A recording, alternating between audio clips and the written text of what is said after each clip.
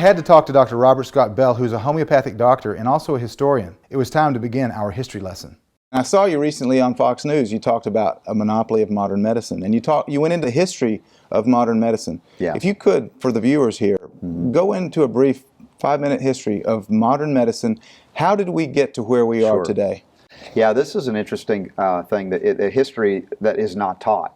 And part of my interest in this subject, not only because of my own health challenges, but once I uncovered the fact that I was lied to about my health and my body and health and medicine in general, I began to question just about everything that I was taught. And as I uncovered these different areas of inquiry, I found out indeed there's an official story about these things, including the official story of modern medicine. We're raised as if it's always been here, it's always been this way, and the only doctors you could consult are medical doctors that prescribe patent medicines approved by the Federal Food and Drug Administration, that I often call the Fear and Death Administration, because of the promotion of products that are in fact the leading cause of death, not the third, second, but the first, in fact, when you start taking it all into account.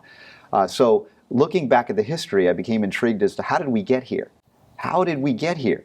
And that opened up a huge can of worms. Now, as a homeopath, eventually I learned about many things in history that we were not taught, and even including the fact that in the Civil War, the war between the states, some describe it as the War of Northern Aggression, depending on your historical perspective, you would go, even today, you go to a Civil War museum in the South, and it is fascinating that you will find in the medical field kits, the little kits that they have, first aid kits, they all had homeopathic medicine in there.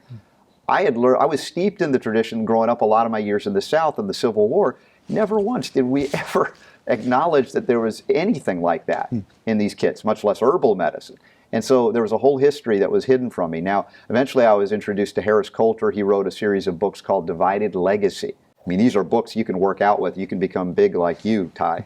And it's just incredible the history that was hidden from us about the schism between what we call homeopathic and naturopathic thought forms versus allopathic thought forms, where they poisoned the body using mercury and different things. And that's where Dr. Samuel Hahnemann, who was a physician in his day in the late 18th and early 19th century, determined that the medicine that he was giving his patients was more harmful than the disease.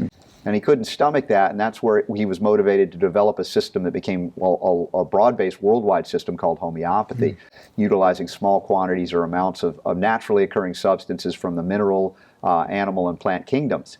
And in this way, there was a growth around the world out of Germany of this new form of medicine.